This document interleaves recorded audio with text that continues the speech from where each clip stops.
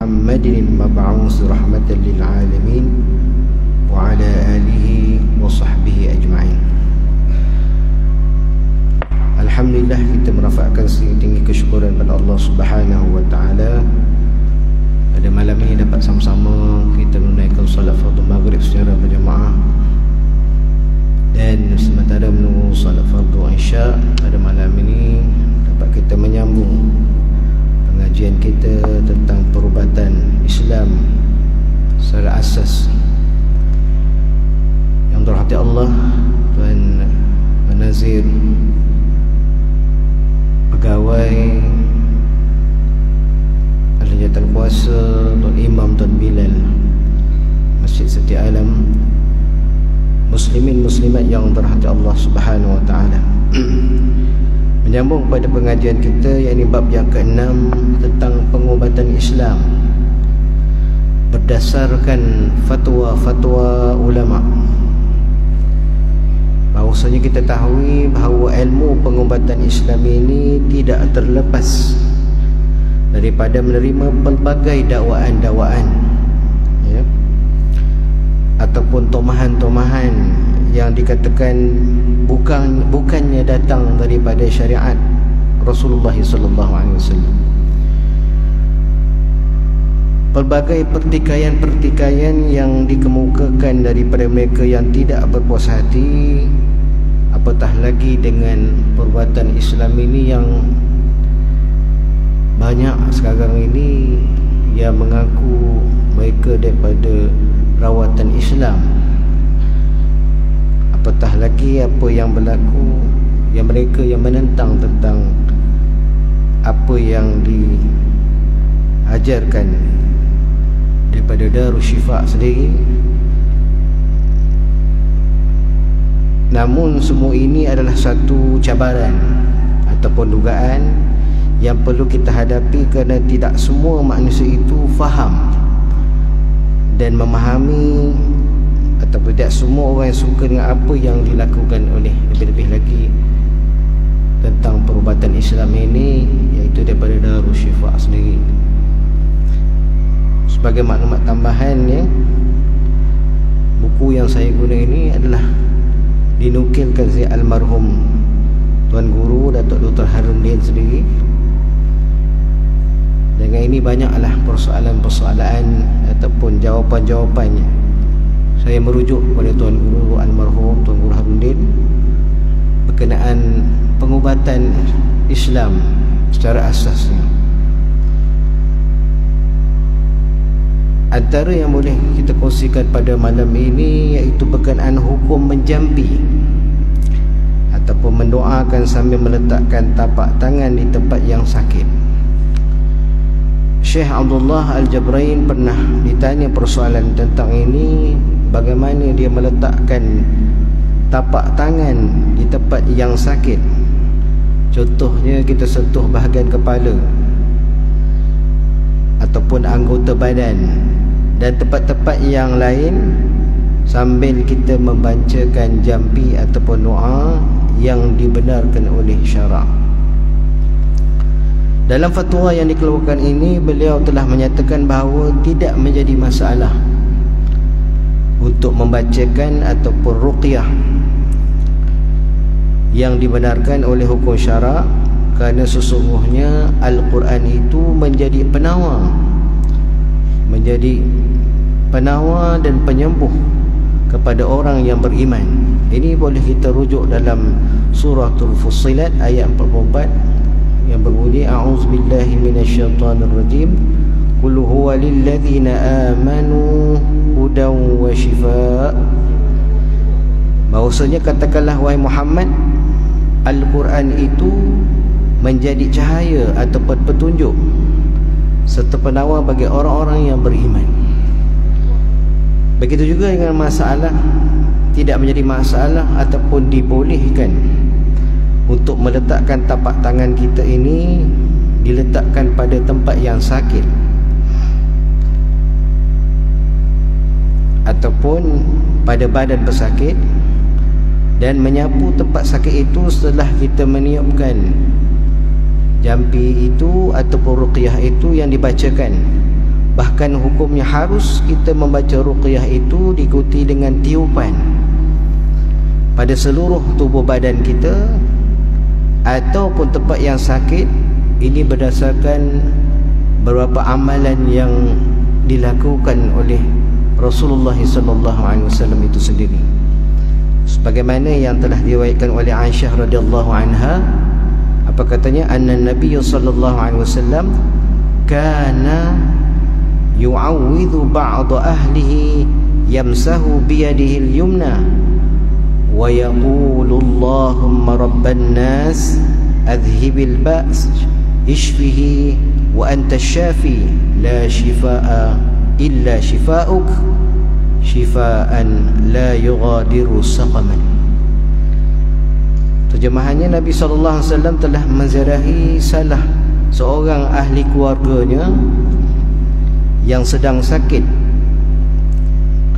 maka baginda pun telah mengusap-usap pesakit itu dengan tangan kanannya sambil Nabi membaca Allahumma rabban nas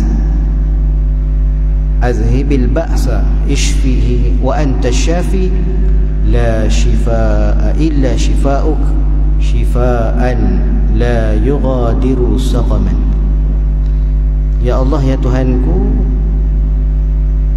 ya Allah Tuhan dari semua manusia ini, maka hilangkanlah segala sakit, sembuhkanlah, hanya Engkau yang dapat menyembuhkannya, tiada kesembuhan kecuali kesembuhan-Mu, kesembuhan yang tidak dihinggapi penyakit lagi.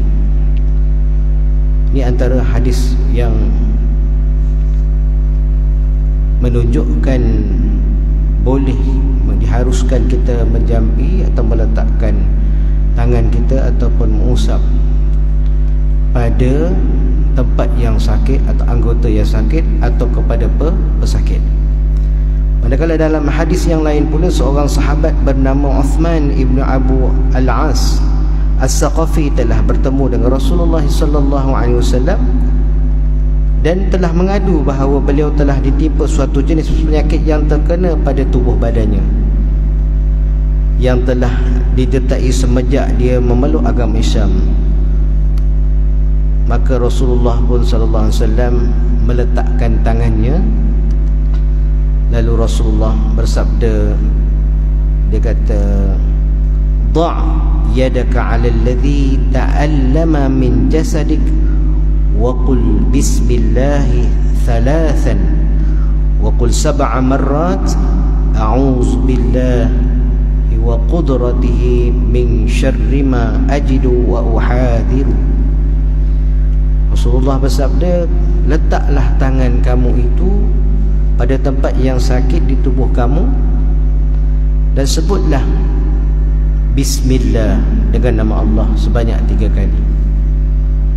Kemudian diikuti dengan berikutnya sebanyak 7 kali doanya, A'udzu billahi wa qudratihi min syarri ma ajidu wa uhadhiru.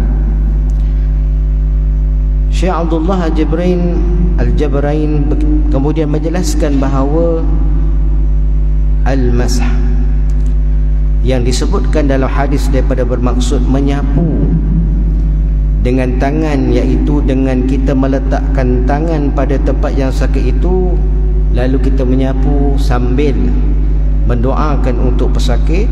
Setelah itu kita berdoa ataupun membaca ruqyah, kemudian menyapu dengan tangan pada tempat yang sakit itu beberapa kali dengan izin Allah, maka ia akan membawa kesan yang sangat baik dan memberi kesembuhan. Yang kedua, sifat dan adab yang perlu dimiliki oleh seorang yang untuk menjadi perawat itu. Dalam pertanyaan yang lain, Syekh Abdullah Al-Jabrain pernah dikemukakan soalan-soalan tentang sifat dan adab-adab yang perlu dimiliki, yang perlu mesti ada pada seorang perawat itu, khususnya perawat yang menggunakan jampi-jampi ataupun ruqyah yang dibenarkan oleh syarak dalam menjalankan rawatan Islam ini. Lalu beliau mengatakan bahawa seorang itu sama ada perawat ataupun orang yang mempunyai pengetahuan tentang jampi-jampi yang dibenarkan oleh syarak, tidak boleh melakukan jampi kecuali memenuhi beberapa syarat. Antaranya syarat yang pertama, bagi seorang perawat itu atau orang yang ingin merawat itu menggunakan jampi, perawat tersebut hendaklah seorang yang baik budi pekertinya. Kalau seorang perawat, seorang yang jahat, penjenayah dan sebagainya, bagaimana ingin menjadi seorang perawat? Yang kedua, antara yang dikongsikan oleh Syekh Jabrain, iaitu mestilah seorang perawat itu hendaklah seorang yang istiqamah dalam amalan. Maknanya kalau dalam sembahyang fardu tu satu kewajipan, amalan-amalan sunat dia tidak tinggalkan, dan istiqamah dalam menjalani kehidupan sehariannya. Dia memelihara solat. Kalau seorang perawat tak pernah sembahyang, solat Jumaat pun tak pernah, macam mana menjadi seorang perawat Islam? Ini di antara yang telah dikongsikan. Selain itu, dia menjaga ibadahnya, selalu berzikir dan membaca Al-Quranul Karim. Sama ada dia mengerjakan amal soleh ataupun hanya melakukan perkara-perkara yang kebaikan dan menjauhi segala maksiat, menjauhi perkara yang bid'ah ataupun mengadakan sesuatu yang baru yang jelas dilarang dalam agama, menghindarkan kemungkaran dan dosa-dosa besar serta dosa-dosa kecil, memelihara pemakanan dan minuman daripada sumber-sumber yang haram dan syubhah, yakni yang diragui. Perkara ini dapat kita rujuk kepada hadis Rasulullah sallallahu alaihi wasallam menyebutkan demikian, faqama Sa'd bin Abi Waqqas faqala ya Rasulullah ud'u Allah an yaj'alani mustajaba da'wah. Faqala lahu an-nabiy sallallahu alaihi wasallam ya Sa'd atib mat'amaka takum mustajabad da'wah. Terjemahannya, maka berdirilah Sa'ad bin Ibn Abu Waqqas lalu berkata, wahai Rasulullah, doakan daku agar Allah menjadikan aku seorang yang dimakbulkan doa-doanya. Lalu sabda Rasulullah sallallahu alaihi wasallam padanya, perbaikilah ya Sa'ad wa atib mat'amak, perbaikilah makanan kamu, nescaya kamu menjadi seorang yang doanya dimakbulkan. Itu dalam kehidupan kita, punca rezeki kita, di mana kita perolehi,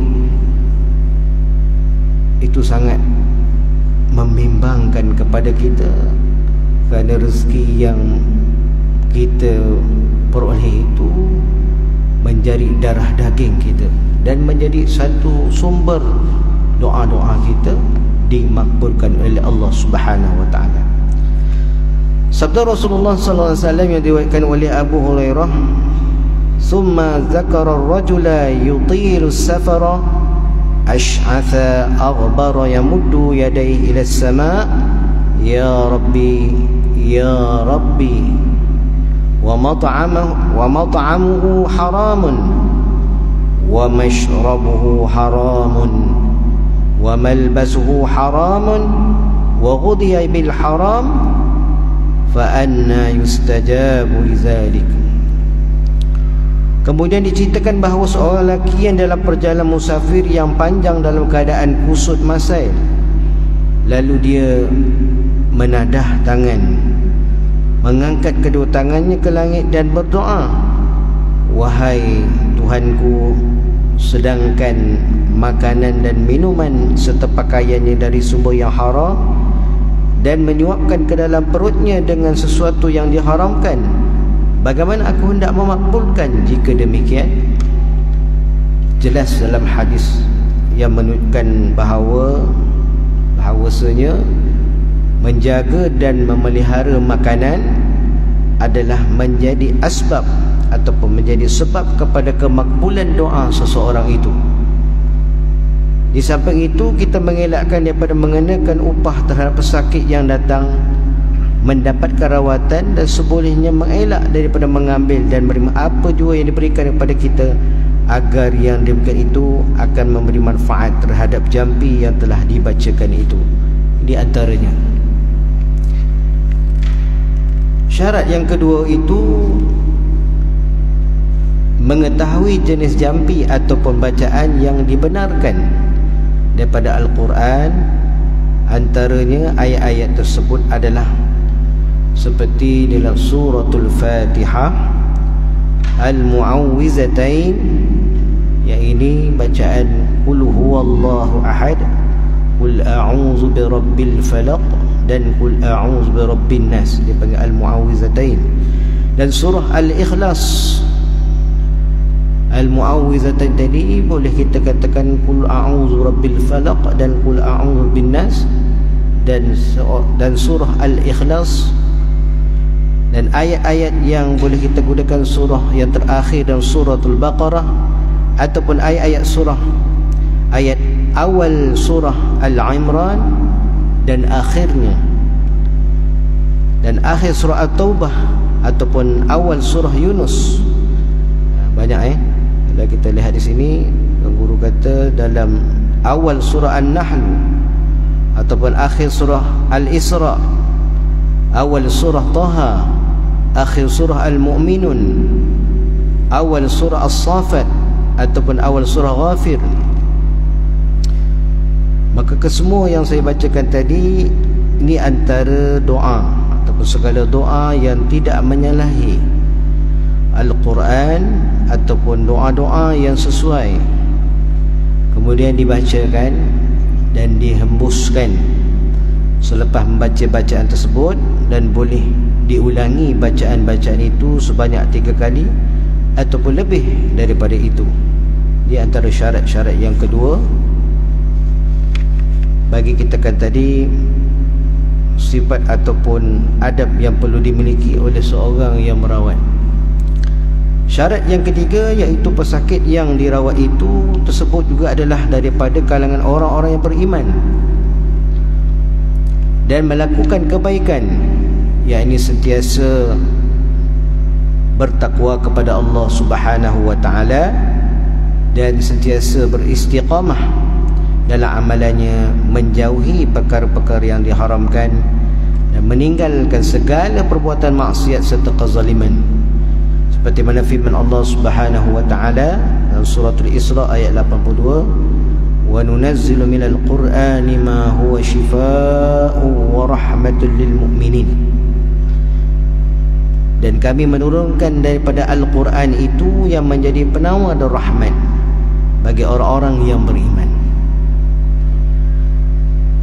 Maka doa yang dibacakan tadi terhadap orang yang sentiasa dalam maksiat, seorang yang takabur ataupun riak, apatah lagi dia tidak memelihara solatnya, kurang beribadahnya, dan daripada kalangan orang yang meninggalkan ketaatan kepada Allah SWT, maka doa tersebut tidak akan memberi kesan kepadanya kerana kepribadiannya yang tidak baik itu.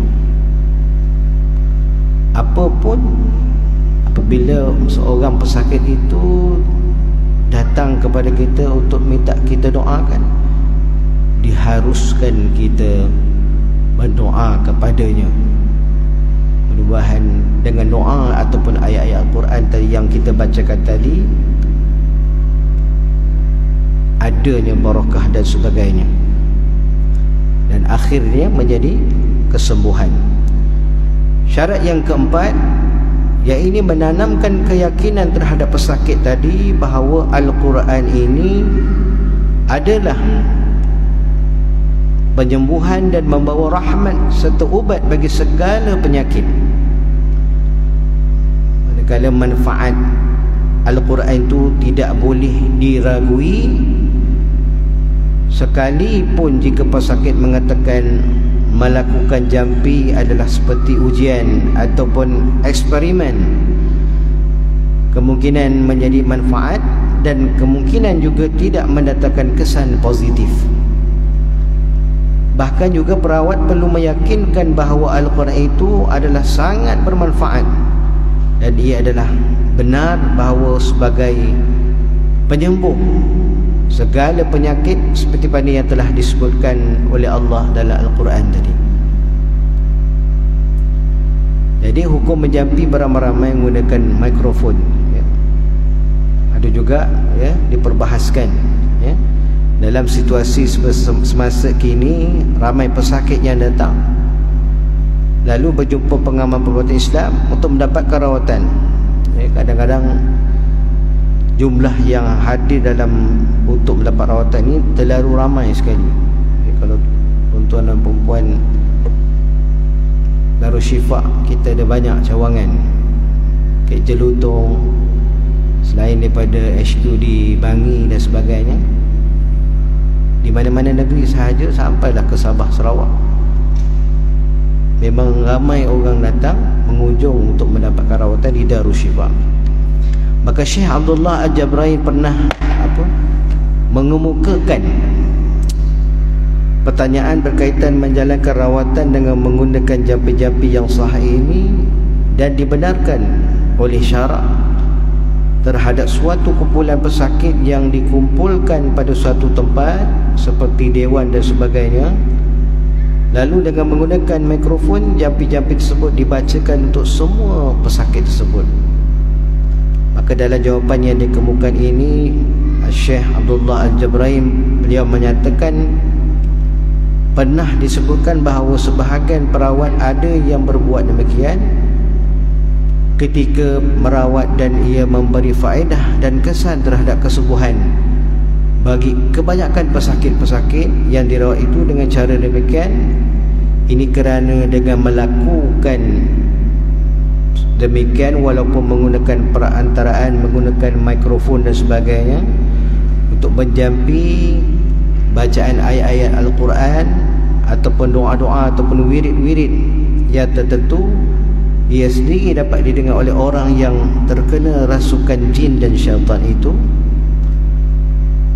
Kita faham bahawa jin dan syaitan ini dia tidak akan suka mendengar ayat-ayat suci Al-Quran. Kesan itu sudah menyebabkan bila seorang, kalau tuan-tuan lihat ya, di tempat rawatan, bila baca surah Fatihah saja, dalam ramai yang sakit, ada yang sakit kepala dan sebagainya, ada yang nak muntah dan sebagainya, ada yang nak menjerit dan sebagainya. Itu semua gangguan, ya, rasukan jin ataupun syaitan dalam dirinya. Maka dia tidak akan kesannya, ya, dia akan meraung dan menjerit kerana kesakitan apabila dijampi secara demikian. Walaupun tidak dihembuskan pada pesakit itu, ini jelas bahawa Al-Quran itu menjadi penyembuh segala penyakit seperti mana yang telah disebutkan dalam Al-Quran itu sendiri. Akan tetapi dalam perkara ini, membaca jampi yang sahih lalu ditiupkan dan disapukan kepada setiap pesakit adalah lebih berkesan lagi dan lebih baik lagi berbanding dilakukan beramai-ramai. Oleh itu difahamilah bahawa dalam rawatan pesakit ataupun rawatan terhadap pesakit ini, sama ada bacaan jampi ataupun doa-doa yang sahih dihembuskan dan disapukan kepada mana-mana anggota yang sakit di seluruh tubuh badan setiap pesakit itu adalah lebih baik lagi jika dibandingkan dengan melakukan dalam kumpulan pesakit yang ramai, walaupun ia juga memberi kesan-kesan kesembuhan. Maka dalam Syekh Ali Al-Umari, seorang bekas pensyarah di Universiti Islam Madinah, telah menubuhkan sebuah pusat rawatan Islam untuk menyediakan rawatan terhadap pesakit. Kedudukan pusat tersebut adalah bersetetangan dengan Masjid Al-Abyad, jadi Masjid Ali, iaitu sebuah masjid yang berada di sebelah kiri jika perjalanan dari Madinah menuju ke Mekah. Beliau telah merawat dalam sebuah dewan yang besar, lebih kurang 2 kali ganda dewan solat, ya. Darul Syifa kalau tuan-tuan boleh tengok, ketika 2009 lah. Sekarang ni Darul Syifa dah besar dah. Kemudian beliau akan mengumpulkan semua pesakit itu dan diletakkan air pada suatu tempat, lalu dengan menggunakan mikrofon dibacakan ruqyah asy-syari'iyah. Sebab itu tiap pesakit akan dibawa ataupun akan membawa botol masing-masing kepada beliau dan untuk ditiupkan seorang demi seorang yang datang kepada hari tersebut. Manakala jika dilihat kepada kaedah rawatan Syekh Abdul Al-Wahid Salam Al-Bali, seorang pakar ilmu ghaib dan hal ihwal jin, pendekatan beliau lebih kepada merawat seorang demi seorang. Tetapi jika pesakit itu terlalu ramai, beliau akan membacakan ruqyah, lalu setiap pesakit akan meniupkan pada air masing-masing. Ini cara Syekh Abdul Wahid Salam Al-Bali, ya. Maka dalam kesimpulan ini yang boleh kongsikan pada malam ini, bahawasanya dalam menjalankan kaedah rawatan Islam ini terhadap pesakit, pendekatan yang kita gunakan adalah mengikut suasana dan keadaan pesakit ketika itu. Kalaulah pesakit itu terlalu ramai, ya, sehingga tidak kemungkinkan kita untuk merawat seorang demi seorang, maka adalah wajar dirawat dengan menjampi melalui perantaraan mikrofon, ya. Kita baca guna mikrofon ni, masing-masing letakkan air lalu ditiupkan, ataupun kita menjampikan melalui perantaraan agar dapat didengar oleh semua pesakit yang hadir.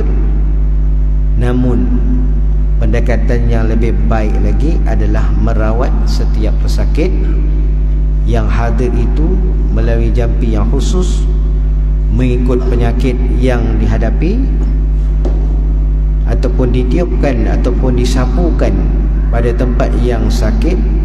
Itu lebih memberi amat berkesan terhadap kesembuhan. Seterusnya, hukum menjampi menggunakan selain daripada ayat Al-Quran dan hadis. Di kalangan pengamal perbuatan Islam, mereka terdiri daripada pelbagai lapisan masyarakat dan latar belakang budaya. Maka dalam menjalankan rawatan Islam ini, sebahagiannya daripada mereka ini tidak menggunakan jampi-jampi yang menggunakan ayat Al-Quran dan hadis. Lalu Rasulullah SAW sebaliknya, mereka menggunakan jampi dan mentera yang diambil oleh ahli-ahli yang saleh, orang yang telah berumur, berpengalaman luas, dan alim ulama tertentu. Jampi-jampi tersebut ada kalanya menggunakan lafaz-lafaz yang umum, dan sebahagiannya menggunakan bahasa lain atau menggunakan bahasa Arab ammi, yakni bahasa pasar. Persoalan ini telah dikemukakan oleh Syekh Abdullah Al-Jabrain. Lalu beliau menjawab dengan menyatakan bahawasanya dalam persoalan ini tidak menjadi larangan ataupun untuk menjampi menggunakan jampi selain daripada jampi-jampi yang diambil oleh Al-Quran dan hadis Rasulullah SAW, serta doa-doa yang ma'thur, iaitu dengan syarat bacaan-bacaan dan lafaz-lafaz dalam jampi dan mentera itu boleh difahami maknanya dan tidak ada lafaz atau unsur-unsur syirik kepada Allah. Bahkan hendaklah diyakini bahawa bukan jampi tersebut itu memberi kesan kesembuhan terhadap penyakit itu, melainkan kesembuhan itu adalah daripada Allah Subhanahu wa ta'ala semata-mata. Makanya Syekh Abdullah Al-Jabrain ini, dia menyatakan bahawa tidak menjadi larangan dengan syarat, ya, perkataan-perkataan itu tidak ada lafaz ataupun unsur-unsur syirik kepada Allah Subhanahu wa ta'ala. Habis.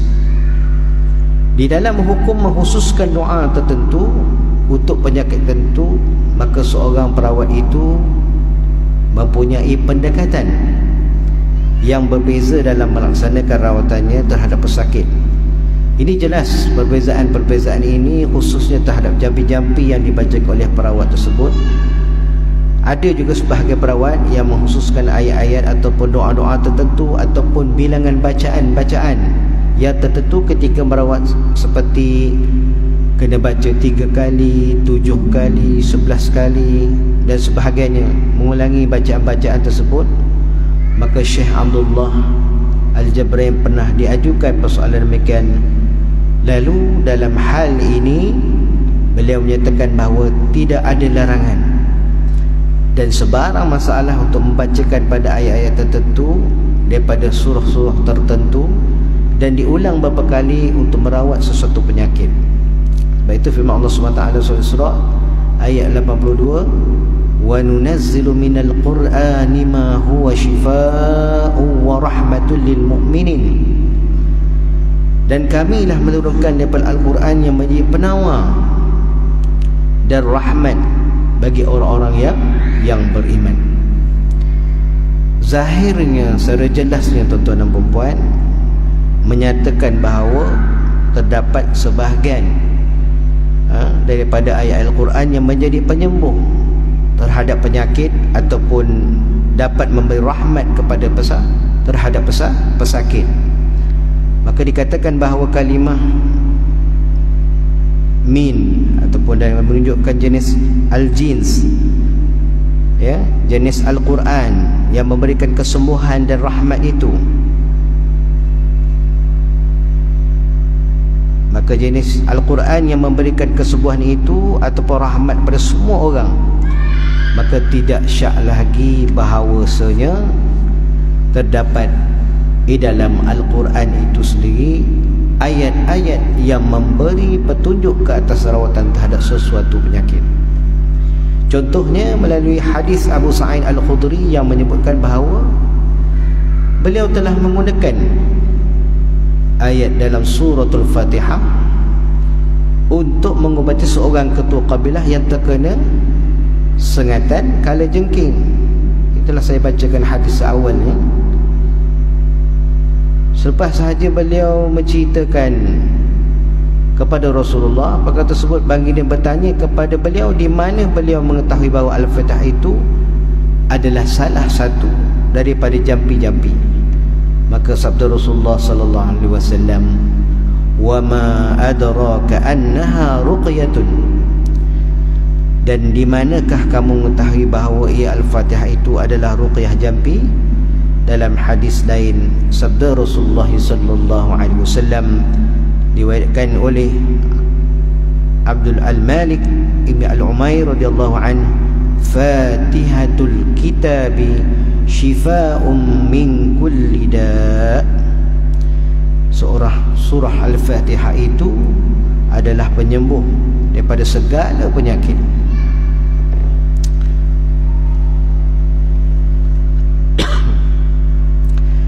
Seterusnya yang keenam, boleh katakan hukum tidak mempercayai Al-Quran itu boleh menyembuhkan penyakit. Tidak semua orang, tuan-tuan dan puan, yang mempunyai kepercayaan kepada Al-Quranul Karim ini mampu memberi kesembuhan terhadap penyakit. Ada sebahagian manusia yang tidak mempercayai bahawasanya Al-Quran itu menjadi penyembuh segala penyakit. Sebahagian daripada mereka menganggap bahawa rawatan yang menggunakan Al-Quran ini adalah suatu perbuatan khurafat. Ada juga golongan menggunakan Al-Quran ini dia kata khurafat. Bagi mereka penyakit yang dihadapi oleh seorang itu tidak mesti memerlukan rawatan doktor dan menggunakan ubatan-ubatan yang disarankan. Maka dalam hal ini Syekh Abdullah Al-Jabrain ditanya tentang hukum orang yang memiliki sikap demikian. Lalu Syekh telah menjawab bahawa kepercayaan sebenarnya adalah suatu kepercayaan yang salah, yang batil, kerana telah menyalahi nas Al-Quran. dan hadis-hadis Nabi sallallahu alaihi wasallam. Jelas kepada kita dalam surah Isra itu, wa nunazzilu minal qur'ani ma huwa shifaa wa rahmatul lil mu'minin. Sama juga dalam surah Fussilat, qul huwa lil ladzina amanu hudan wa shifaa. Katakanlah wahai Muhammad, Al-Quran itu menjadi petunjuk serta penawar bagi orang-orang yang beriman. Begitu jugalah seperti yang disebutkan mengenai seorang sahabat yang membacakan ruqyah pada salah seorang lelaki yang dipatuk ular, ya. Lalu dia terus mampu berdiri dan berjalan serta tiada sebarang kesan sakit padanya, dan kisah-kisah yang seumpamanya.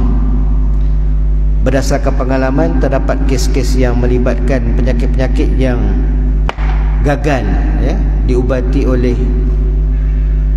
para doktor pakar dan sebagainya, menjalankan rawatan yang bersifat fizikal, yang menggunakan jarum suntikan, yang menggunakan ubat-ubatan pil-pil dan pembedahan. Walau bagaimanapun pesakit tersebut sembuh setelah dibacakan ruqyah oleh mereka yang ikhlas merawat, tetapi semuanya dengan izin Allah Subhanahu wa taala. Ramai para doktor menafikan kerasukan jin, ya, dan kesan kepada manusia, menafikan amalan sihir, penyakit sihir dan santau, ya, implikasinya terhadap orang yang disihir, dan menafikan kesan buruk pada angkaran antara daripada angkara pandangan mata al-ain, ya. Ini disebabkan faktor-faktor yang menyebabkan penyakit-penyakit tersebut tersembunyi dan tidak dapat mampu, ya, oleh doktor yang menggunakan kaedah klinikal ataupun ujian makmal dan berbagai ya, penjaminan, dan maka doktor pun memutuskan bahawa pesakit ataupun pesakit tersebut tidak ada sakit. Jumpa doktor, ya, cek semua darah, tak ada masalah.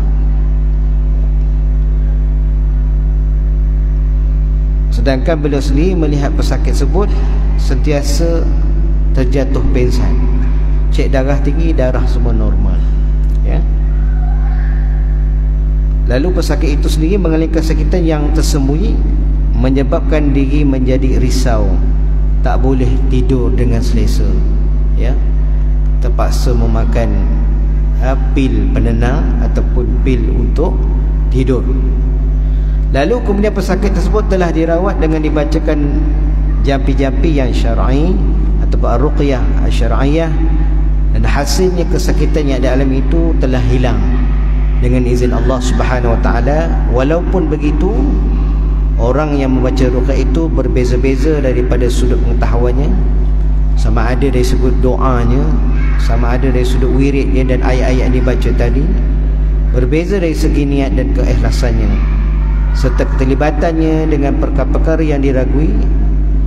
Begitu jugalah kepada pesakit-pesakit yang dijampi, jika mereka punya akidah yang benar, mereka beramal soleh, mereka menjauhi pada maksiat dan perkara-perkara yang haram, maka rawatan menggunakan ruqyah tersebut akan mendatangkan kesan yang amat luar biasa di dalam rawatannya, yang ini memberi kesembuhan.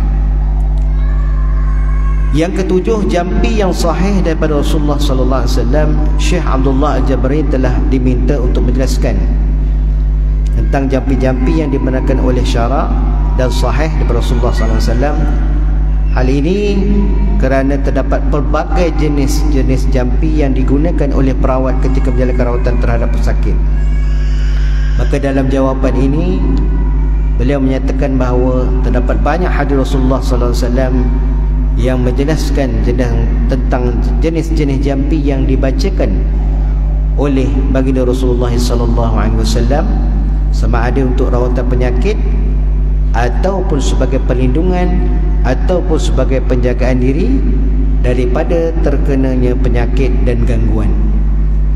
Apabila Rasulullah sallallahu alaihi wasallam tidak tidur pada malam hari, lalu baginda pun akan menadah kedua belah tangan lalu dia meniupkan pada tangannya dengan bacaan Ayatul Kursi dan Al-Mu'awwizatain, dua qul, termasuklah suratul Kafirun, suratul Ikhlas sebanyak 3 kali. Lalu baginda menyapu seluruh badannya daripada muka, leher, dada, perut sehinggalah kedua kaki. Ketika mana baginda sakit, Aisyah pun membacanya dan meniupkan kedua tapak tangannya sebagai mengambil berkat dengan menggunakan tangan Rasulullah sallallahu alaihi wasallam. Terdapat juga hadis yang menyebutkan kisah seorang sahabat bernama Abu Sa'id Al-Khudri. Ya. Okey, kita berhenti laluan untuk azan.